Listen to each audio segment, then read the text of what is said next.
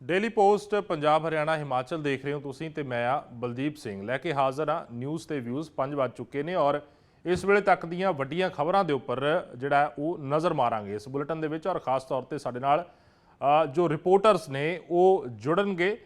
साडे वख-वख जो रिपोर्टर्स ने वो खबरां दे उपर जानकारी जिहड़ी है देणगे। सो गलबात जिहड़ी है इस बुलेटिन दी आपां शुरू कर लैंदे आ कि पंचायती ਜ਼ਮੀਨਾਂ ਛਡਾਉਣ ਦੀ ਗੱਲ ਜਿਹੜੀ ਹੈ ਉਹ ਲਗਾਤਾਰ ਹੋ ਰਹੀ ਹੈ। ਜੀ ਹਾਂ, ਸਰਕਾਰ ਇਹ ਦਾਅਵਾ ਕਰ ਰਹੀ ਹੈ ਕਿ ਤੀਜੇ ਪੜਾਅ ਜਿਹੜਾ ਉਹ ਸ਼ੁਰੂ ਕੀਤਾ ਜਾਏਗਾ ਪੰਚਾਇਤੀ ਜ਼ਮੀਨਾਂ ਨੂੰ ਛਡਾਉਣ ਦਾ ਔਰ ਉਸੇ ਦੇ ਵਿੱਚ ਜਿਹੜਾ ਤੀਜੇ ਪੜਾਅ ਦੀ ਆਪਾਂ ਜੇਕਰ ਗੱਲ ਕਰਦੇ ਹਾਂ ਤਾਂ ਉਸੇ ਦੇ ਵਿੱਚ ਜ਼ਮੀਨਾਂ ਜਿਹੜੀਆਂ ਉਹ ਛੁਡਾਈਆਂ ਜਾਣਗੀਆਂ। ਸੋ ਰਿਪੋਰਟਰਸ ਸਾਡੇ ਨਾਲ ਵੱਖ-ਵੱਖ ਜੁੜੇ ਹੋਏ ਨੇ। ਸੋ ਤੀਜੇ ਪੜਾਅ ਦੀ ਜੇਕਰ ਆਪਾਂ ਗੱਲ ਕੀਤੀ ਜਾਵੇ ਤਾਂ ਜ਼ਮੀਨਾਂ ਛਡਾਉਣ ਦੀ ਗੱਲ ਹੋ ਰਹੀ ਹੈ। ਨਿਊਜ਼ ਰੂਮ ਤੋਂ ਸਾਡੇ ਨਾਲ ਸਮਤਪ੍ਰੀਤ ਜੁੜੇ ਹੋਏ ਨੇ, ਇਸ ਵਿਕਰਮ ਜੁੜੇ ਹੋਏ ਨੇ ਨਿਊਜ਼ ਰੂਮ ਤੋਂ, ਸਮਤਪ੍ਰੀਤ ਸਾਡੇ ਨਾਲ ਜੁੜੇ ਹੋਏ ਨੇ, ਪੁਨੀਤ ਕੌਰ ਜੁੜੇ ਹੋਏ ਨੇ ਅੰਮ੍ਰਿਤਸਰ ਤੋਂ, ਹਰਮੀਤ ਔਰ ਬਜ਼ਮ ਵਰਮਾ ਸਾਡੇ ਨਾਲ ਜੁੜੇ ਹੋਏ ਨੇ। ਜ਼ਮੀਨਾਂ ਦੀ ਗੱਲ ਮੈਂ ਕਰ ਰਿਹਾ ਸੀ ਕਿ ਨਜਾਇਜ਼ ਕਬਜ਼ੇ ਛਡਾਉਣ ਦਾ ਮਾਮਲਾ ਹੈ ਔਰ ਮੰਤਰੀ ਕੁਲਦੀਪ ਧਾਲੀਵਾਲ ਨੇ ਜਿਹੜੀ ਹੈ ਉਹ ਅੱਜ ਇਹ ਪ੍ਰੈਸ ਕਾਨਫਰੰਸ ਕਰਕੇ ਗੱਲ ਕਹੀ ਹੈ ਕਿ ਜ਼ਮੀਨਾਂ ਤੋਂ ਨਜਾਇਜ਼ ਕਬਜ਼ੇ ਜਿਹੜੇ ਨੇ ਛੁਡਾਏ ਜਾਣਗੇ। ਪਹਿਲਾਂ 2 ਪੜਾਅ ਇਸ ਦੇ ਰਹੇ ਨੇ, ਉਸ ਦੇ ਵਿੱਚ ਇਹ ਦਾਅਵਾ ਕੀਤਾ ਗਿਆ ਕਿ ਪਹਿਲੇ ਪੜਾਅ ਦੇ ਵਿੱਚ 9400 ਏਕੜ ਜਿਹੜੀਆਂ ਪੰਚਾਇਤੀ ਜ਼ਮੀਨਾਂ ਨੇ ਜਿਨ੍ਹਾਂ ਦੇ ਉੱਪਰ ਕਬਜ਼ਾ ਸੀਗਾ ਉਹ ਛੁਡਾਇਆ ਗਿਆ ਔਰ ਲਗਭਗ ਦੂਜੇ ਪੜਾਅ ਦੇ ਵਿੱਚ 469 ਏਕੜ ਦੇ ਕਰੀਬ ਜਿਹੜੀ ਹੈ ਉਹ ਜ਼ਮੀਨਾਂ ਛਡਾਈਆਂ ਗਈਆਂ ਨੇ ਤੇ ਹੁਣ ਤੀਜਾ ਪੜਾਅ ਜਿਹੜਾ ਉਸ ਦੀ ਸ਼ੁਰੂਆਤ ਕਰਨ ਦੀ ਗੱਲ ਕਹੀ ਜਾ ਰਹੀ ਹੈ। ਔਰ ਇਹ ਵੀ ਕਿਹਾ ਜਾ ਰਿਹਾ ਹੈ ਕਿ 31 ਮਈ ਤੱਕ ਜਿਹੜੇ ਲੋਕ ਨੇ ਉਹ ਜੋ ਪੰਚਾਇਤੀ ਜ਼ਮੀਨਾਂ ਦੇ ਉੱਪਰ ਜਾਂ ਸਰਕਾਰੀ ਜ਼ਮੀਨਾਂ ਦੇ ਉੱਪਰ ਜਿਹੜਾ ਉਹ ਆਪਣਾ ਕਬਜ਼ਾ ਛੱਡ ਦੇਣ ਤੇ ਜੇਕਰ ਉਹ ਇਦਾਂ ਕਰ ਲੈਂਦੇ ਨੇ ਤਾਂ ਉਹਨਾਂ ਦੇ ਜਿਹੜੇ ਘਰ ਨੇ ਉਹ ਨਹੀਂ ਢਾਹੇ ਜਾਣਗੇ, ਮਤਲਬ ਉਹਨਾਂ ਦੇ ਖਿਲਾਫ ਕੋਈ ਕਾਰਵਾਈ ਨਹੀਂ ਹੋਏਗੀ। ਪਰ ਜੇਕਰ 31 ਮਈ ਤੋਂ ਬਾਅਦ ਸਰਕਾਰ ਉਹ ਕਬਜ਼ੇ ਛਡਾਉਂਦੀ ਹੈ ਤਾਂ ਫਿਰ ਉਹਨਾਂ ਦੇ ਖਿਲਾਫ ਸਖਤ ਕਾਰਵਾਈ ਕੀਤੀ ਜਾਏਗੀ। ਸਾਡੇ ਨਾਲ ਇਸੇ ਖਬਰ ਦੇ ਉੱਪਰ ਜਿਹੜਾ ਉਹ ਵਿਕਰਮ ਜੁੜੇ ਹੋਏ ਨੇ ਨਿਊਜ਼ ਰੂਮ ਤੋਂ। ਵਿਕਰਮ, ਕੀ ਲੱਗਦਾ ਕਿ ਤੀਜੇ ਪੜਾਅ ਦੇ ਵਿੱਚ ਸਰਕਾਰ ਜਿਵੇਂ ਪਹਿਲਾਂ ਦਾਅਵਾ ਕਰਦੀ ਰਹੀ ਹੈ ਕਿ 9400 ਏਕੜ ਪਹਿਲੇ ਦੇ ਵਿੱਚ ਤੇ ਦੂਜੇ ਪੜਾਅ ਦੇ ਵਿੱਚ 469 ਏਕੜ, ਹੁਣ ਤੀਜੇ ਪੜਾਅ ਦੇ ਵਿੱਚ ਕਿੰਨੀ ਕੁ ਜ਼ਮੀਨ ਹੈਗੀ ਹੈ ਜਿਸ ਨੂੰ ਛਡਾਉਣ ਦੀ ਸਰਕਾਰ ਗੱਲ ਕਰ ਰਹੀ ਹੈ ਔਰ ਕਿੰਨਾ ਕੁ ਅਸਰਦਾਰ ਰਹੇਗਾ ਕਿ ਰਸੂਖਦਾਰਾਂ ਤੋਂ ਜ਼ਮੀਨਾਂ ਜਿਹੜੀਆਂ ਉਹ ਛਡਵਾਈਆਂ ਜਾਣਗੀਆਂ? ਜੀ ਧੰਨਵਾਦ ਬਲਦੀਪ। मैं ਤੁਹਾਨੂੰ ਦੱਸਣਾ ਚਾਹਾਂਗਾ ਕਿ ਭਗਵੰਤ ਮਾਨ ਵੱਲੋਂ ਅੱਜ ਇੱਕ ਟਵੀਟ ਕਰਕੇ ਜਾਣਕਾਰੀ ਇਨਫੋਰਮੇਸ਼ਨ ਸ਼ੇਅਰ ਕੀਤੀ ਗਈ ਆ। ਮੈਂ ਜਾਣਕਾਰੀ ਵੀ ਨਹੀਂ ਕਹਾਂਗਾ ਕਿ ਇਸ ਨੂੰ ਵਾਰਨਿੰਗ ਕਹਾਂਗਾ ਕਿ ਵਾਰਨਿੰਗ ਇਸ਼ੂ ਕੀਤੀ ਗਈ ਆ, ਜਿਸ ਦੇ ਵਿੱਚ ਉਹਨਾਂ ਨੇ ਸਿੰਪਲ ਤੇ ਸਾਫ਼ ਸ਼ਬਦਾਂ ਦੇ ਵਿੱਚ ਕਿਹਾ ਕਿ ਜਿਹੜੇ ਵੀ ਰਸੂਖਦਾਰ ਲੋਕਾਂ ਨੇ ਨਜਾਇਜ਼ ਕਬਜ਼ਾ ਕੀਤਾ ਹੋਇਆ ਵਾ ਜ਼ਮੀਨਾਂ ਤੇ ਸਰਕਾਰੀ ਜ਼ਮੀਨਾਂ ਤੇ ਉਹ ਉਹਨਾਂ ਨੂੰ ਛੱਡ ਦੇਣ, ਨਹੀਂ ਤੇ ਫਿਰ 31 ਮਈ ਤੋਂ ਬਾਅਦ 1 ਜੂਨ ਨੂੰ ਜਿਹੜਾ ਹੋਏਗਾ ਜਿਹੜੀ ਸਰਕਾਰੀ ਜਿਹੜੀ ਕਾਨੂੰਨੀ ਕਾਰਵਾਈ ਦੇ ਥਰੂ ਉਹ ਜ਼ਮੀਨਾਂ ਨੂੰ ਵਾਪਸ ਲਿਆ ਜਾਵੇਗਾ। ਤੁਹਾਨੂੰ ਮੈਂ ਦੱਸ ਦਿੰਦਾ ਕਿ ਮਾਨ ਸਰਕਾਰ ਜਦੋਂ ਪਿਛਲੇ ਸਾਲ ਬਣੀ ਸੀ ਤੇ ਉਸ ਤੋਂ ਬਾਅਦ ਉਹਨਾਂ ਨੇ ਇੱਕ ਸਰਵੇ ਕੰਡਕਟ ਕੀਤਾ ਸੀ ਜਿਸ ਦੇ ਵਿੱਚ ਸਾਨੂੰ ਪਤਾ ਲੱਗਦਾ ਹੈ ਕਿ 50,000 ਏਕੜ ਜਿਹੜੀ ਜ਼ਮੀਨ ਆ ਉਹ 'ਤੇ ਲੋਕਾਂ ਨੇ ਨਜਾਇਜ਼ ਕਬਜ਼ਾ ਕੀਤਾ ਹੋਇਆ ਵਾ। ਉਸ ਤੋਂ ਬਾਅਦ ਅਲੱਗ-ਅਲੱਗ ਪੜਾਅ ਦੇ ਵਿੱਚ ਇਹ ਜ਼ਮੀਨ ਨੂੰ ਵਾਪਸ ਰੀਕਲੇਮ ਕਰਨ ਦੀ ਗੱਲ ਕੀਤੀ ਜਾ ਰਹੀ ਆ। ਅਗਰ ਆਪਾਂ ਪਿਛਲੇ ਕੁਝ ਦਿਨਾਂ ਦੀ ਗੱਲ ਕਰੀਏ, ਜਿਹੜਾ ਸੈਕੰਡ ਪੜਾਅ ਦੀ ਤੁਸੀਂ ਵੀ ਗੱਲ ਕੀਤੀ, 3-4 ਦਿਨਾਂ ਦੇ ਵਿੱਚ ਹੀ ਸਰਕਾਰ ਨੇ 469 ਏਕੜ ਜਿਹੜੀ ਜ਼ਮੀਨ ਤੇ ਜਿਹੜਾ ਕਬਜ਼ਾ ਸੀ ਉਹ ਨਜਾਇਜ਼ ਉਹ ਛਡਵਾਇਆ। ਇਸ ਤੋਂ ਬਾਅਦ ਅਗਰ ਆਪਾਂ ਜਿਹੜੇ ਲੋਕਾਂ ਨੇ ਹੁਣ ਖੁਦ ਤੋਂ ਵੀ ਅੱਗੇ ਆ ਰਹੇ ਨੇ ਜੋ ਨਜਾਇਜ਼ ਕਬਜ਼ਾ ਨੂੰ ਛੱਡ ਰਹੇ ਨੇ, ਉਸ ਦੇ ਵਿੱਚ ਵੀ ਅਗਰ ਆਪਾਂ ਦੇਖੀਏ ਤੇ ਪਿਛਲੇ 6 ਦਿਨਾਂ ਦੇ ਵਿੱਚ 199 ਏਕੜ ਜਿਹੜੀ ਜ਼ਮੀਨ ਆ ਲੋਕਾਂ ਨੇ ਖੁਦ ਆਪਣੀ ਜਿਹੜੀ ਸਰਕਾਰ ਨੂੰ ਵਾਪਸ ਕਰ ਦਿੱਤੀ ਹੈ, ਉਸ 'ਤੇ ਨਜਾਇਜ਼ ਕਬਜ਼ਾ ਛੱਡ ਦਿੱਤਾ ਹੈ। ਅਗਰ ਆਪਾਂ ਪਿਛਲੇ ਸਾਲ ਦੀ ਗੱਲ ਕਰੀਏ ਤੇ ਪਿਛਲੇ ਸਾਲ ਜਿਹੜਾ 3396 ਏਕੜ ਜਿਹੜੀ ਜ਼ਮੀਨ ਸੀ ਉਹਨਾਂ 'ਤੇ ਜਿਹੜਾ ਲੋਕਾਂ ਨੇ ਖੁਦ ਜਿਹੜਾ ਨਜਾਇਜ਼ ਕਬਜ਼ਾ ਕੀਤਾ ਸੀ ਉਸ ਨੂੰ ਇੰਡੀਪੈਂਡੈਂਟਲੀ ਖੁਦ ਹੀ ਛੱਡ ਦਿੱਤਾ ਵਾ, ਉਸ 'ਤੇ ਕੋਈ ਵੀ ਰੋਕ ਟੋਕ ਨਹੀਂ ਲੱਗੀ। ਹੁਣ ਸਰਕਾਰ ਦਾ ਜਿਹੜਾ ਟਾਰਗੇਟ ਆ ਕਿ 31 ਮਈ ਤੱਕ ਜਿਹੜੀ ਜ਼ਮੀਨਾਂ ਵਾ ਉਸ 'ਤੇ ਜਿਹੜਾ ਕਬਜ਼ਾ ਛਡਾਉਣ ਦੀ ਉਹਨਾਂ ਨੇ ਡੈਡਲਾਈਨ ਦੇ ਦਿੱਤੀ ਆ ਤੇ ਜਿਹੜਾ ਕੁਲਦੀਪ ਧਾਲੀਵਾਲ ਜੀ ਨੇ ਉਹਨਾਂ ਨੇ 10 ਜੂਨ ਤੱਕ ਦਾ ਟਾਰਗੇਟ ਲਿਆ ਵਾ ਕਿ ਇਸ 10 ਜੂਨ ਦਾ ਜਿਹੜਾ ਸਰਕਾਰ ਦਾ ਟਾਰਗੇਟ ਆ ਉਸ ਨੂੰ ਅਚੀਵ ਕੀਤਾ ਜਾਵੇਗਾ। ਇਸ ਦੇ ਲਈ ਸਰਕਾਰ ਨੇ ਕੁਲਦੀਪ ਧਾਲੀਵਾਲ ਜੀ ਨੇ ਆਲਰੇਡੀ 6000 ਜਿਹੜੇ ਕਬਜ਼ਾ ਵਾਰੰਟ ਆ ਉਹ ਇਸ਼ੂ ਕਰ ਦਿੱਤੇ ਗਏ ਆ ਤਾਂ ਜੋ ਅਗਰ ਕੋਈ ਰੋਕ ਝੋਕ ਹੁੰਦੀ ਆ ਲੋਕਾਂ ਵੱਲੋਂ ਤੇ ਉਹ ਜਿਹੜੇ ਲੀਗਲੀ ਤਰੀਕੇ ਦੇ ਨਾਲ ਜਿਹੜਾ ਨਜਾਇਜ਼ ਕਬਜ਼ੇ ਨੂੰ ਛਡਾ ਦਿੱਤਾ ਜਾਵੇ। ਤੁਹਾਨੂੰ ਮੈਂ ਦੱਸਣਾ ਚਾਹਾਂਗਾ ਕਿ ਇਸ ਤੋਂ ਇਲਾਵਾ ਵੀ ਜਿਹੜੇ ਆਪਾਂ ਸਰਵੇ ਕੰਡਕਟ ਕੀਤਾ ਸੀ ਸਰਕਾਰ ਨੇ, ਉਸ ਦੇ ਵਿੱਚ ਜਿਸ ਤਰ੍ਹਾਂ ਕਿ ਆਪਾਂ ਨੂੰ ਪਤਾ ਲੱਗਦਾ ਕਿ 50,000 ਏਕੜ ਜ਼ਮੀਨ ਆ ਜਿੱਥੇ ਨਜਾਇਜ਼ ਕਬਜ਼ਾ ਕੀਤਾ ਗਿਆ ਵਾ ਤੇ ਸਰਕਾਰ ਹੁਣ ਇਹਨਾਂ ਨੂੰ ਵਾਪਸ ਲੈ ਰਹੀ ਆ। ਪਰ ਇੱਕ ਜ਼ਮੀਨ ਤੇ ਇੱਦਾਂ ਵੀ ਆ ਜਿੱਦਾਂ 20 ਤੋਂ 25,000 ਏਕੜ ਜ਼ਮੀਨ ਇੱਦਾਂ ਦੀ ਵੀ ਆ ਜਿਸ 'ਤੇ ਲਿਟੀਗੇਸ਼ਨਸ ਚੱਲ ਰਹੀਆਂ ਨੇ, ਜਿਸ 'ਤੇ ਲੋਕਾਂ ਨੇ ਨਜਾਇਜ਼ ਕਬਜ਼ੇ ਤੇ ਕੀਤੇ ਹੋਏ ਨੇ ਬਟ ਡਿਫਰੈਂਟ ਅਦਾਲਤਾਂ ਦੇ ਵਿੱਚ ਉਹਨਾਂ 'ਤੇ ਲਿਟੀਗੇਸ਼ਨਸ ਜਿਹੜੇ ਕੇਸਿਸ ਚੱਲ ਰਹੇ ਨੇ। ਸੋ ਉਹ ਜਿਹੜੀ ਜ਼ਮੀਨ ਆ ਉਹ ਕਦ ਵਾਪਸ ਆਏਗੀ, ਉਹ ਕਿਉਂਕਿ ਲਿਟੀਗੇਸ਼ਨ ਦੇ ਪ੍ਰੋਸੈਸ ਨੂੰ ਜਦੋਂ ਖਤਮ ਹੋਏਗਾ ਉਦੋਂ ਹੀ ਵਾਪਸ ਆਏਗੀ ਤੇ ਉਹ ਵੀ ਦੇਖਣਾ ਹੋਵੇਗਾ ਕਿ ਉਹ ਕਦੋਂ ਆਏਗੀ ਵਾਪਸ। ਜੀ ਵਿਕਰਮ, ਕੀ ਲੱਗਦਾ ਕਿ ਇਸ ਤੋਂ ਪਹਿਲਾਂ ਵੀ 2 ਪੜਾਅ ਰਹਿ ਚੁੱਕੇ ਨੇ, ਸਰਕਾਰ ਪਹਿਲਾਂ ਵੀ ਸਖਤੀ ਦੀ ਗੱਲ ਕਰ ਚੁੱਕੀ ਹੈ, ਤਾਂ ਜਿਨ੍ਹਾਂ ਨੇ ਹਾਲੇ ਤੱਕ ਕਬਜ਼ਾ ਨਹੀਂ ਛੱਡਿਆ, ਕਿਉਂਕਿ ਸਰਕਾਰ ਜਦੋਂ ਤੋਂ ਸੱਤਾ ਦੇ ਵਿੱਚ ਆਈ ਹੈ ਆਮ ਆਦਮੀ ਪਾਰਟੀ ਦੀ, ਉਦੋਂ ਤੋਂ ਲਗਾਤਾਰ ਇਸ ਮਸਲੇ ਨੂੰ ਤਾਂ ਵੱਡੇ ਪੱਧਰ ਤੇ ਸਰਕਾਰ ਕਹਿ ਰਹੀ ਹੈ ਕਿ ਕਾਰਵਾਈ ਕਰਾਂਗੇ। ਹੁਣ ਤੱਕ ਜਿਨ੍ਹਾਂ ਨੇ ਕਬਜ਼ਾ ਨਹੀਂ ਛੱਡਿਆ, ਕਿ ਲੱਗਦਾ ਕਿ ਹੁਣ ਤੀਜੇ ਪੜਾਅ ਦੇ ਵਿੱਚ ਉਹ ਆਪਣੇ ਆਪ, ਜਿਵੇਂ ਕਿ ਸਰਕਾਰ ਅਲਟੀਮੇਟਮ ਦੇ ਰਹੀ ਹੈ ਕਿ 31 ਮਈ ਤੱਕ ਛੱਡ ਦਿਓ, ਉਮੀਦ ਲੱਗਦੀ ਹੈ ਕਿ ਲੋਕ ਜਿਹੜਾ ਉਹ ਕਬਜ਼ਾ ਛੱਡ ਦੇਣਗੇ ਜਾਂ ਫਿਰ ਸਰਕਾਰ ਨੂੰ ਕਾਰਵਾਈ ਕਰਨੀ ਪਏਗੀ? ਜੀ ਆਪਾਂ ਜਿਵੇਂ ਪਹਿਲਾਂ ਵੀ ਦੇਖਿਆ ਕਿ ਪਹਿਲੇ ਪੜਾਅ ਦੇ ਵਿੱਚ ਜਿਹੜੀ ਜ਼ਮੀਨਾਂ ਜਿਹੜੀਆਂ ਨਜਾਇਜ਼ ਕਬਜ਼ੇ ਉਹਦੇ ਹਟਵਾਏ ਗਏ। ਸੈਕੰਡ ਪੜਾਅ ਹੁਣ ਜਿਹੜਾ ਚੱਲ ਰਿਹਾ ਵਾ, ਇਸ ਤੋਂ ਬਾਅਦ ਜਿਹੜਾ ਥਰਡ ਪੜਾਅ ਜਿਹੜਾ ਇਸ ਤੋਂ ਬਾਅਦ 1 ਜੂਨ ਤੋਂ ਬਾਅਦ ਆਵੇਗਾ। ਬਿਲਕੁਲ ਇਸ ਨੂੰ ਅਸੀਂ ਪੋਜ਼ਿਟਿਵਲੀ ਦੇਖਾਂਗੇ, ਕਿਉਂਕਿ ਕੁਝ ਨਾ ਹੋਣ ਦੇ ਬਾਵਜੂਦ ਕੁਝ ਹੋਣਾ ਜਿਹੜਾ ਜ਼ਿਆਦਾ ਜ਼ਰੂਰੀ ਆ। ਆਪਾਂ ਦੇਖਿਆ ਕਿ ਪਿਛਲੇ ਸਾਲ ਹੀ ਜਿੱਦਾਂ 3396 ਏਕੜ ਜਿਹੜੀ ਜ਼ਮੀਨ ਆ ਲੋਕਾਂ ਨੇ ਖੁਦ ਛੱਡੀ, ਸੋ ਇੱਕ ਕਿਤੇ ਨਾ ਕਿਤੇ ਪੋਜ਼ਿਟਿਵ ਸਾਈਨ ਦੇ ਰਿਹਾ ਵਾ ਕਿ ਲੋਕ ਖੁਦ ਵੀ ਛੱਡ ਰਹੇ ਨੇ। ਬਟ ਹਾਂ, ਜਿਹੜੇ ਲੋਕ ਨਹੀਂ ਛੱਡਣਗੇ ਤੇ ਉੱਤੇ ਕਾਨੂੰਨੀ ਕਾਰਵਾਈ ਸਟਾਰਟ ਹੋਵੇਗੀ, ਉਹ 1 ਜੂਨ ਤੋਂ ਹੋਵੇਗੀ। ਸੋ ਉਸ ਦੇ ਵਿੱਚ ਦੇਖਣਾ ਪਵੇਗਾ ਕਿ ਕਿੰਨੀ ਜ਼ਮੀਨ ਜਿਹੜੀ ਆ ਬਾਅਦ ਵਿੱਚ ਜਿਹੜੀ ਵਾਪਸ ਲੋਕੀ ਸਰਕਾਰ ਜਿਹੜੀ ਆ ਨਜਾਇਜ਼ ਕਬਜ਼ਾ ਛਡਵਾਉਂਦੀ ਆ। ਠੀਕ ਹੈ, ਸ਼ੁਕਰੀਆ ਵਿਕਰਮ ਇਸ ਜਾਣਕਾਰੀ ਦੇ ਲਈ ਔਰ ਸਾਡੇ ਨਾਲ ਸਾਂਝ ਪਾਉਣ ਦੇ ਲਈ।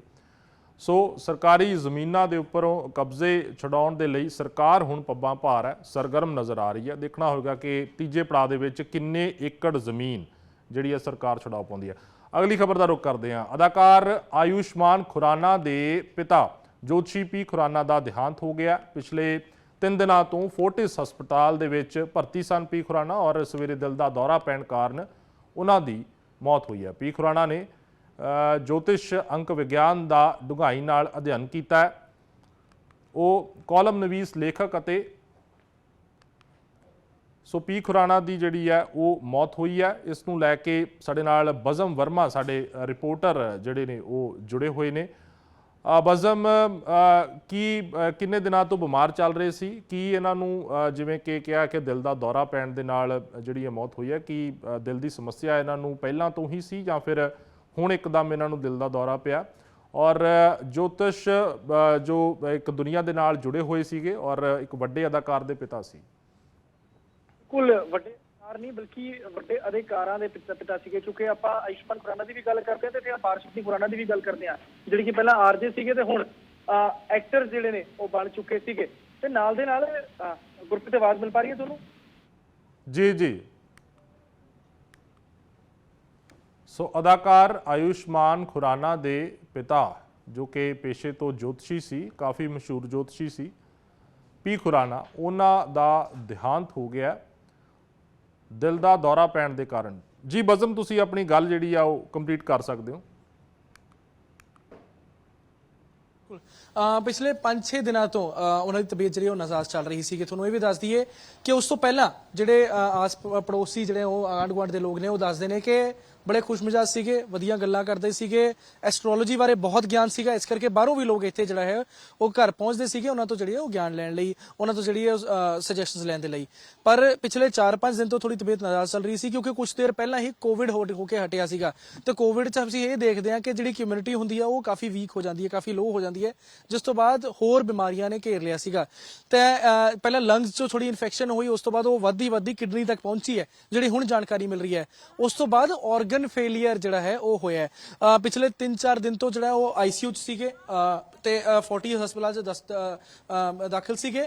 ਤੇ ਕੱਲ 74th ਉਹਨਾਂ ਦਾ ਜਨਮ ਦਿਨ ਵੀ ਸੀਗਾ, ਜਿਹੜਾ ਕਿ ਦੋਨੋਂ ਪੁੱਤਾਂ ਨੇ ਮਿਲ ਕੇ, ਯਾਨੀ ਆਯੁਸ਼ਮਾਨ ਖੁਰਾਨਾ ਨੇ ਤੇ ਅਪਾਰ ਸ਼ਕਤੀ ਖੁਰਾਨਾ ਨੇ ਮਿਲ ਕੇ ਉਹਨਾਂ ਦਾ ਹਸਪਤਾਲ 'ਚ ਮਨਾਇਆ ਸੀਗਾ।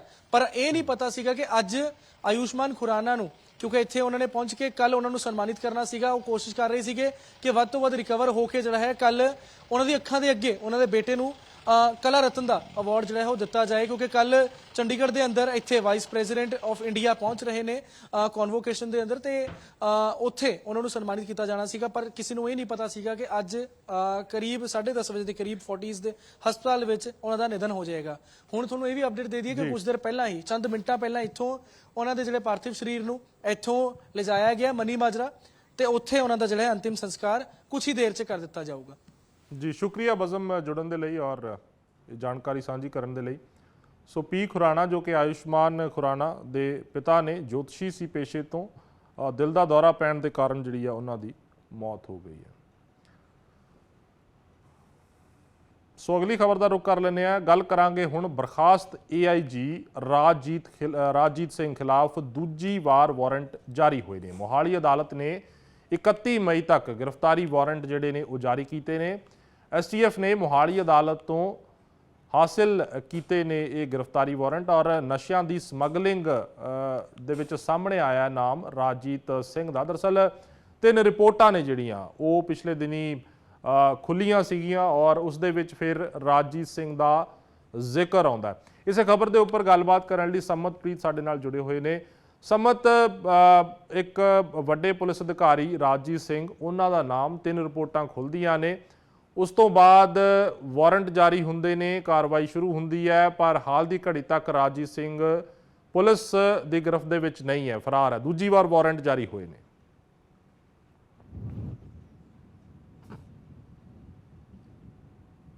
ਜੀ ਸਮਤ, ਗੱਲ ਕੀਤੀ ਜਾਵੇ ਤਾਂ ਅੱਜ ਰਾਜਜੀਤ ਦੇ ਗੈਰ ਜ਼ਮਾਨਤੀ ਵਾਰੰਟਾਂ ਦੇ ਵਿੱਚ ਜਿਹੜਾ ਵਾਅਦਾ ਉਹ ਇਸ ਵਕਤ STF ਵੱਲੋਂ ਕਰਵਾ ਲਿੱਤਾ ਗਿਆ ਹੈ। ਮੋਹਾਲੀ ਕੋਰਟ ਤੋਂ ਜਿਹੜੇ ਵਾਰੰਟ ਨੇ ਉਹਨਾਂ ਨੂੰ ਉਸ ਦੇ ਵਿੱਚ ਵਾਅਦਾ ਕਰ ਦਿੱਤਾ 31 ਮਈ ਤੱਕ ਜਿਹੜੇ ਇਹ ਵਾਰੰਟ ਨੇ ਉਹ ਉਹਨਾਂ ਨੂੰ ਇਸ਼ੂ ਕਰਵਾ ਲਿੱਤਾ ਗਿਆ ਹੈ। ਹਾਲਾਂਕਿ ਅੱਜ ਦੀ ਜਿਹੜੀ ਅਖੀਰਲੀ ਡੇਟ ਕਹੀ ਜਾ ਰਹੀ ਸੀ ਤੇ ਅੱਜ ਤੋਂ ਬਾਅਦ ਫਿਰ ਜਿਹੜੇ 31 ਮਈ ਤੱਕ ਜਿਹੜੇ ਵਾਰੰਟ ਨੇ ਉਹਨਾਂ ਦੇ ਵਿੱਚ ਡੇਟ ਦੇ ਵਿੱਚ ਵਾਅਦਾ ਕਰਵਾ ਲਿੱਤਾ ਗਿਆ ਹੈ ਮੋਹਾਲੀ ਕੋਰਟ ਤੋਂ ਜਾ ਕੇ। ਤਾਂ ਹੁਣ ਇਹ ਦੇਖਣਾ ਬਾਕੀ ਹੈ ਕਿਉਂਕਿ ਬਹੁਤ ਚਰਚਿਤ ਡਰੱਗ ਮਾਮਲਾ ਰਿਹਾ ਹੈ ਪੰਜਾਬ ਦਾ, ਜਿਸ ਦੇ ਵਿੱਚ ਕਾਫੀ ਪੋਲੀਟੀਸ਼ੀਅਨ ਦੇ ਵੀ ਨਾਮ ਆਉਂਦੇ ਰਹੇ ਨੇ, ਕਾਫੀ ਅਧਿਕਾਰੀਆਂ ਦੇ ਵੀ ਨਾਮ ਆਉਂਦੇ ਰਹੇ ਨੇ, ਜਿਸ ਦੇ ਵਿੱਚ ਬਰਖਾਸਤ AIG ਵੀ ਰਾਜਜੀਤ ਨੂੰ ਦਾ ਨਾਮ ਆ ਜਿਹੜਾ ਮੁੱਖ ਅਧਿਕਾਰੀਆਂ ਦੇ ਵਿੱਚ ਜਿਹੜਾ ਸ਼ਾਮਿਲ ਹੈ। ਤਾਂ ਇਸ ਦੇ ਨਾਲ ਤੁਹਾਨੂੰ ਦੱਸ ਦੇਣਾ ਚਾਹੁੰਦਾ ਕਿ ਬੀਤੇ ਸਮਿਆਂ ਦੇ ਵਿੱਚ 2 ਲੈਟਰਾਂ ਨੇ ਜਿਹੜੀਆਂ ਸਰਕਾਰ ਹੋਮ ਡਿਪਾਰਟਮੈਂਟ ਵੱਲੋਂ ਜਿਹੜੀਆਂ ਉਹ ਕੱਢੀਆਂ ਗਈਆਂ ਸਨ ਰਾਜਜੀਤ ਦੇ ਖਿਲਾਫ, ਇੱਕ ਵਿਜੀਲੈਂਸ ਨੂੰ ਤੇ ਦੂਜੀ DGP ਨੂੰ। ਤਾਂ DGP ਨੂੰ ਕਿਹਾ ਗਿਆ ਸੀਗਾ ਕਿ DGP ਪੰਜਾਬ ਨੂੰ ਕਿਹਾ ਗਿਆ ਸੀ ਕਿ ਰਾਜਜੀਤ ਦੇ ਉੱਤੇ ਜਿਹੜਾ ਜਲਦ ਤੋਂ ਜਲਦ ਕਾਰਵਾਈ ਹੈ ਜਿਹੜੀ ਉਹ ਕੀਤੀ ਜਾਵੇ, ਅਤੇ ਵਿਜੀਲੈਂਸ ਨੂੰ ਜਿਹੜੀ ਲੈਟਰ ਇਸ਼ੂ ਕਰਕੇ ਇੱਕ ਗੱਲ ਕਹੀ ਗਈ ਸੀ ਕਿ ਜਿੰਨੀ ਵੀ ਆਮਦਨ ਤੋਂ ਵੱਧ ਜਾਇਦਾਦ ਹੈ, ਜਿੰਨਾ ਵੀ DA ਦੇ ਕੇਸ ਦੇ ਹਿਸਾਬ ਦੇ ਨਾਲ ਜਿੰਨੀ ਵੀ ਪੈਮਾਇਸ਼ ਹੈ ਜਿਹੜੀ ਉਹ ਰਾਜਜੀਤ ਦੀ ਜਾਇਦਾਦ ਦਾ ਮੁਲਾਂਕਣ ਹੈ ਜਿਹੜਾ ਉਹ ਕੀਤਾ ਜਾਵੇ ਅਤੇ ਦੇਖਿਆ ਜਾਵੇ ਵੀ ਕਿਹੜੀ ਬੇਨਾਮੀ ਪ੍ਰਾਪਰਟੀ ਹੈ ਜਿਹੜੀ ਰਾਜਜੀਤ ਦੇ ਕੋਲ ਇਸ ਵਕਤ ਹੈ। ਤਾਂ ਉਸ ਨੂੰ ਲੈ ਕੇ ਇੱਕ ਛਾਪੇਮਾਰੀ ਵੀ ਹੈ ਜਿਹੜੀ ਪੰਜਾਬ ਪੁਲਿਸ ਵੱਲੋਂ ਜਿਹੜੀ ਰਾਜਜੀਤ ਦੇ ਕਈ ਟਿਕਾਣਿਆਂ ਦੇ ਉੱਤੇ ਹੋਈ ਸੀ। 68 ਸੈਕਟਰ ਮੋਹਾਲੀ ਦੀ ਕੋਠੀ ਦੀ ਰਿਹਾਇਸ਼ ਦੀ ਗੱਲ ਕਿਉਂ ਨਾ ਹੋਵੇ, ਤਾਂ ਇਹਨਾਂ ਟਿਕਾਣਿਆਂ ਦੇ ਉੱਤੇ ਰਾਜਜੀਤ ਨੂੰ ਭਾਲਣ ਦੀ ਜਿਹੜੀ ਕੋਸ਼ਿਸ਼ ਹੈ ਜ਼ਰੂਰ ਕੀਤੀ ਗਈ ਸੀ, ਪਰ ਅਜੇ ਤੱਕ ਪੁਲਿਸ ਹੈ ਜਿਹੜੀ ਖਾਲੀ ਹੱਥ ਕਿਤੇ ਨਾ ਕਿਤੇ ਨਜ਼ਰ ਆ ਰਹੀ ਹੈ। ਤੇ ਹੁਣ ਇਹ ਦੇਖਣਾ ਬਾਕੀ ਹੈ ਕਿ ਕਦੋਂ ਤੱਕ ਰਾਜਜੀਤ ਹੈ ਜਿਹੜਾ ਪੁਲਿਸ ਦੀ ਹਿਰਾਸਤ ਦੇ ਵਿੱਚ ਆਉਂਦਾ, ਕਿਉਂਕਿ ਕਾਫੀ ਜਿਹੜੇ ਅਗਲੇ ਨਾਮ ਨੇ ਉਹ ਰਾਜਜੀਤ ਦੇ ਤਰਫ ਤੋਂ ਜਿਹੜੇ ਪਤਾ ਲੱਗ ਸਕਦੇ ਨੇ ਕਿ ਕੌਣ ਹੋਰ ਇਸ ਨੈਕਸਸ ਦੇ ਵਿੱਚ ਜੁੜਿਆ ਸੀ। ਆਖਿਰਕਾਰ ਰਾਜਜੀਤ ਕਿਹਨਾਂ ਦੇ ਇਸ਼ਾਰਿਆਂ ਦੇ ਉੱਤੇ ਜਿਹੜਾ ਉਹ ਕੰਮ ਕਰ ਰਿਹਾ ਸੀ ਤੇ ਕਿੰਨਾ ਕੁ ਜਿਹੜਾ ਹੋਰ ਜਿਹੜੇ ਡਰੱਗਸ ਨੇ, ਕਿੰਨੇ ਕੁ ਜਿਹੜੇ ਪੈਸੇ ਨੇ ਹੋਰ ਜਿਹੜੇ ਇਸ ਡਰੱਗ ਦੇ ਰਾਹੀਂ ਜਿਹੜੇ ਉਹ ਕਮਾਏ ਗਏ ਨੇ, ਇਹ ਦੇਖਣੇ ਅਜੇ ਬਾਕੀ ਨੇ। ਜਦੋਂ ਰਾਜਜੀਤ ਪੁਲਿਸ ਦੀ ਹਿਰਾਸਤ ਦੇ ਵਿੱਚ ਹੋਵੇਗਾ ਤਾਂ ਸ਼ਾਇਦ ਕਾਫੀ ਪਰਤਾਂ ਨੇ ਜਿਹੜੀਆਂ ਇਸ ਕੇਸ ਨੂੰ ਲੈ ਕੇ ਉਹ ਖੁੱਲ ਸਕਦੀਆਂ ਨੇ। ਜੀ ਸ਼ੁਕਰੀਆ ਸਮਤ ਜੁੜਨ ਦੇ ਲਈ ਔਰ ਜਾਣਕਾਰੀ ਸਾਂਝੀ ਕਰਨ ਦੇ ਲਈ। ਸੋ ਰਾਜਜੀਤ ਦੇ ਖਿਲਾਫ ਦੂਜੀ ਵਾਰ ਜਿਹੜਾ ਉਹ ਵਾਰੰਟ ਜਾਰੀ ਹੋਇਆ ਹੈ। ਬਹੁਤ ਚਰਚਿਤ ਡਰੱਗ ਮਾਮਲਾ ਹੈ ਜਾਂ ਇਸ ਨੂੰ ਕਿਹਾ ਜਾਂਦਾ ਹੈ, ਔਰ ਦੂਜੇ ਪਾਸੇ ਇਸ ਸਮਗਲਿੰਗ ਦੇ ਵਿੱਚ ਮਦਦ ਕਰਨ ਦੇ ਇਲਜ਼ਾਮ ਨੇ ਜਿਹੜੀਆਂ ਰਿਪੋਰਟਾਂ ਖੋਲੀਆਂ ਗਈਆਂ ਨੇ ਉਸ ਦੇ ਵਿੱਚ ਜ਼ਿਕਰ ਆਉਂਦਾ ਹੈ ਰਾਜਜੀਤ ਸਿੰਘ ਬਾਰੇ ਕਿ ਜੋ ਸਮਗਲਿੰਗ ਡਰੱਗਸ ਦੀ ਹੁੰਦੀ ਸੀ ਉਸ ਦੇ ਵਿੱਚ ਹੱਥ ਜਾਂ ਉਸ ਦੇ ਵਿੱਚ ਜਿਹੜਾ ਕੋਈ ਨਾ ਕੋਈ ਭੂਮਿਕਾ ਰੋਲ ਜਿਹੜਾ ਰਾਜਜੀਤ ਸਿੰਘ ਦਾ ਨਜ਼ਰ ਆਉਂਦਾ ਹੈ। ਸੋ ਅਗਲੀ ਖਬਰ ਦਾ ਰੁਖ ਕਰਦੇ ਹਾਂ, ਗੱਲ ਕਰਾਂਗੇ NIA ਦਾ ਅੱਤਵਾਦੀਆਂ ਖਿਲਾਫ ਵੱਡਾ ਐਕਸ਼ਨ ਦੇਖਣ ਨੂੰ ਮਿਲਿਆ ਹੈ। ਖਾਲਿਸਤਾਨੀ ਟਾਈਗਰ ਫੋਰਸ ਦਾ ਅੱਤਵਾਦੀ ਕਾਬੂ ਕੀਤਾ ਗਿਆ, ਫਿਲੀਪੀਨਸ ਤੋਂ ਗ੍ਰਿਫਤਾਰ ਕੀਤਾ ਗਿਆ ਅੰਮ੍ਰਿਤਪਾਲ ਹੇਅਰ, ਅਰਸ਼ਦੀਪ ਡੱਲਾ ਦਾ ਕਰੀਬੀ ਦੱਸਿਆ ਜਾ ਰਿਹਾ ਹੈ। ਅੰਮ੍ਰਿਤਪਾਲ ਹੇਅਰ ਅਰਸ਼ਦੀਪ ਡੱਲਾ ਨੂੰ ISI ਜਿਹੜੀ ਹੈ ਉਹ ਫੰਡਿੰਗ ਕਰ ਰਹੀ ਹੈ, ਇਸ ਕਿਸਮ ਦੀ ਜਾਣਕਾਰੀ ਨਿਕਲ ਕੇ ਸਾਹਮਣੇ ਆ ਰਹੀ ਹੈ। ਸੋ ਇਸੇ ਖਬਰ ਦੇ ਉੱਪਰ ਸਾਡੇ ਨਾਲ ਜੁੜੇ ਹੋਏ ਨੇ ਪੁਨੀਤ ਕੌਰ ਨਿਊਜ਼ ਰੂਮ ਤੋਂ। ਪੁਨੀਤ, ਲਗਾਤਾਰ NIA ਸਰਗਰਮ ਹੈ, ਪਿਛਲੇ ਦਿਨੀ ਵੀ 6 ਸੂਬਿਆਂ ਦੇ ਵਿੱਚ ਛਾਪੇਮਾਰੀ ਹੋਈ ਹੈ, ਉਸ ਦੇ ਵਿੱਚ ਪੰਜਾਬ ਦੇ ਵਿੱਚ ਵੀ ਹੋਈ ਹੈ ਛਾਪੇਮਾਰੀ ਕਈ ਥਾਵਾਂ ਦੇ ਉੱਪਰ, ਔਰ ਹੁਣ ਜਿਹੜਾ ਹੈ ਅੰਮ੍ਰਿਤਪਾਲ ਸਿੰਘ ਹੇਅਰ ਨੂੰ ਗ੍ਰਿਫਤਾਰ ਕੀਤਾ ਗਿਆ ਔਰ ਜੋ ਅਰਸ਼ਦੀਪ ਡੱਲਾ ਦੇ ਨਾਲ ਇਸ ਦੇ ਜੋ ਸੰਬੰਧ ਨੇ ਉਹ ਦੱਸੇ ਜਾ ਰਹੇ ਨੇ। ਕਿੱਡੀ ਕੁ ਵੱਡੀ ਸਫਲਤਾ ਕਹੀ ਜਾ ਸਕਦੀ ਹੈ NIA ਦੇ ਕੋਲ? ਜੀ, ਕਾਰਵਾਈ ਜਿਹੜੀ ਹੈ NIA ਦੀ ਬਹੁਤ ਪਹਿਲਾਂ ਤੋਂ ਸ਼ੁਰੂ ਸੀਗੀ ਤੇ ਹੁਣੇ ਪਿੱਛੇ ਹਾਲ ਹੀ ਵਿੱਚ 58 ਥਾਵਾਂ ਤੇ ਜਿਹੜੀ ਛਾਪੇਮਾਰੀ ਕੀਤੀ ਗਈ, ਉਸ ਦੇ ਵਿੱਚ ਵੀ ਅਰਸ਼ ਡੱਲਾ ਨੂੰ ਲੈ ਕੇ ਬਹੁਤ ਸਾਰੇ ਲੀਡਸ ਜਿਹੜੇ ਸੀ ਉਹ ਸਾਹਮਣੇ ਆਏ ਸੀ। ਤੇ ਅੱਜ ਜਿਹੜੇ 2 ਲੋਕ ਦੱਸੇ ਜਾ ਰਹੇ ਨੇ, ਲਿਆਂਦੇ ਦੱਸੇ ਜਾ ਰਹੇ ਨੇ, ਉਹ ਅੰਮ੍ਰਿਤਪਾਲ ਸਿੰਘ ਹੇਅਰ ਹੈਗਾ ਤੇ ਦੂਸਰਾ ਅਮ੍ਰਿਤਕ ਸਿੰਘ ਹੈਗਾ। ਇਹ ਦੋਵੇਂ ਜਿਹੜੇ ਹੈਗੇ ਨੇ, ਦੱਸਿਆ ਜਾਂਦਾ ਹੈ ਕਿ ਇਹ ਅਰਸ਼ ਡੱਲਾ ਦੇ ਲਈ ਕੰਮ ਕਰਦੇ ਸਨ। ਜਿਹੜੀ ਇਹਨਾਂ ਦੀ ਫੋਰਸ ਹੈਗੀ ਆ, ਜਿਹੜੀ ਖਾਲਿਸਤਾਨੀ ਟਾਈਗਰ ਫੋਰਸ ਹੈਗੀ ਆ, ਇਹ ਉਸ ਦੇ ਲਈ ਫੰਡਸ ਵੀ ਜੁਟਾਉਂਦੇ ਕਰਦੇ ਸਨ ਤੇ ਨਾਲ ਦੇ ਨਾਲ ਜਿਹੜੇ ਗੈਰ ਕਾਨੂੰਨੀ ਹਥਿਆਰ ਨੇ ਉਸ ਦੀ ਵੀ ਸਪਲਾਈ ਦਾ ਇਹ ਕੰਮ ਕਰਦੇ ਸਨ। ਕਿਤੇ ਨਾ ਕਿਤੇ ਇਹ ਵਿੱਚ ਮੀਡੀਓਕਰਸ ਦਾ ਕੰਮ ਵੀ ਕਰਦੇ ਸਨ ਤੇ ਆਪ ਲੀਡ ਰੋਲ ਦੇ ਵਿੱਚ ਵੀ ਰਹਿੰਦੇ ਸਨ। ਸੋ ਅਜਿਹੇ ਵਿੱਚ ਇਹ ਦੋਵੇਂ ਜਿਹੜੇ ਨੇ, ਇਹ ਖਾਸ ਕਰਕੇ ਜਿਹੜਾ ਅੰਮ੍ਰਿਤਪਾਲ ਸਿੰਘ ਹੇਅਰ ਦੱਸਿਆ ਜਾਂਦਾ ਹੈ, ਇਹ ਕਾਫੀ ਵਕਤ ਤੋਂ ਪੁਲਿਸ ਨੂੰ ਵਾਂਟਡ ਸੀ, ਏਜੰਸੀਜ਼ ਨੂੰ ਵਾਂਟਡ ਸੀ, ਭਾਵੇਂ ਉਹ ਇੰਟਰਪੋਲ ਹੋਵੇ, ਭਾਵੇਂ ਉਹ ਸੈਂਟਰਲ ਏਜੰਸੀ ਹੋਵੇ, ਭਾਵੇਂ ਉਹ ਇੰਟਰਨੈਸ਼ਨਲ ਏਜੰਸੀ ਹੋਵੇ, ਇਹ ਚਾਹੀਦਾ ਸੀ, ਲੋੜਿੰਦਾ ਸੀ। ਸੋ ਜਿਸ ਤਰ੍ਹਾਂ ਹੀ ਇਹ ਭਾਰਤ ਦੇ 에ਅਰਪੋਰਟ ਤੇ ਆਇਆ, NIA ਨੇ ਇਹਨਾਂ ਨੂੰ ਦਬੋਚ ਲਿਆ ਤੇ ਉਸ ਤੋਂ ਪਹਿਲਾਂ ਜਿਹੜੇ 58 ਥਾਵਾਂ ਤੇ NIA ਵੱਲੋਂ ਛਾਪੇਮਾਰੀ ਕੀਤੀ ਗਈ, ਕਿਉਂਕਿ ਅਰਸ਼ ਡੱਲਾ ਨਾਲ ਇਹ ਪੂਰਾ ਦਾ ਪੂਰੇ ਜਿਹੜੇ ਲੋਕ ਨੇ ਇਹ ਤਾਲੁਕ ਰੱਖਦੇ ਹੋਏ ਨਜ਼ਰ ਆਉਂਦੇ ਨੇ। ਅਰਸ਼ ਡੱਲਾ ਜਿਹੜਾ ਹੈ, ਤੁਹਾਨੂੰ ਜਿਵੇਂ ਸਾਰੇ ਜਾਣਦੇ ਹੀ ਨੇ ਕਿ ਜਿਹੜੇ UAPA ਵੱਲੋਂ ਪਹਿਲਾਂ ਤੋਂ ਹੀ ਉਸ ਨੂੰ ਦਹਿਸ਼ਤਗਰਦ ਜਿਹੜਾ ਹੈ, ਅੱਤਵਾਦੀ ਐਲਾਨਿਆ ਗਿਆ। ਪਹਿਲਾਂ ਗੈਂਗਸਟਰ ਸੀ, ਫਿਰ ਅੱਤਵਾਦੀ ਉਸ ਨੂੰ ਐਲਾਨਿਆ ਗਿਆ। ਸੋ ਇਸ ਸਭ ਦਰਮਿਆਨ ਇਸ ਕਾਮਯਾਬੀ ਨੂੰ ਬਹੁਤ ਵੱਡੀ ਕਾਮਯਾਬੀ ਮੰਨਿਆ ਜਾ ਰਿਹਾ ਹੈ, ਕਿਉਂਕਿ ਅਰਸ਼ ਡੱਲਾ ਨੂੰ ਪੁਲਿਸ ਲੱਭ ਰਹੀ ਹੈ, ਵੱਖ-ਵੱਖ ਏਜੰਸੀਜ਼ ਲੱਭ ਰਹੀਆਂ ਨੇ। ਜਿਹੜਾ ਰੈੱਡ ਕਾਰਨਰ ਨੋਟਿਸ ਹੈ ਉਸ ਬਾਬਤ ਉਹ ਵੀ ਜਾਰੀ ਹੈਗਾ, 2022 ਦੇ ਵਿੱਚ ਰੈੱਡ ਕਾਰਨਰ ਨੋਟਿਸ ਜਾਰੀ ਹੋਇਆ ਸੀ, ਪਰ ਉਹ ਕਿਸੇ ਦੇ ਵੀ ਅੜਿੱਕੇ ਜਿਹੜਾ ਹੈ, ਵੱਖ-ਵੱਖ ਏਜੰਸੀਜ਼ ਦੇ ਅੜਿੱਕੇ ਜਿਹੜਾ ਉਹ ਚੜ ਨਹੀਂ ਰਿਹਾ। ਸੋ ਇਹਨਾਂ ਦੇ ਲੱਭਣ ਦੇ ਬਾਅਦ, ਯਾਨੀ ਇਹਨਾਂ ਦੇ ਗ੍ਰਿਫਤਾਰੀ ਦੇ ਬਾਅਦ ਹੋ ਸਕਦਾ ਹੈ ਕਿ ਅਰਸ਼ ਡੱਲਾ ਬਾਬਤ ਵੀ ਕੋਈ ਵੱਡੀਆਂ ਲੀਡਸ ਮਿਲਣ।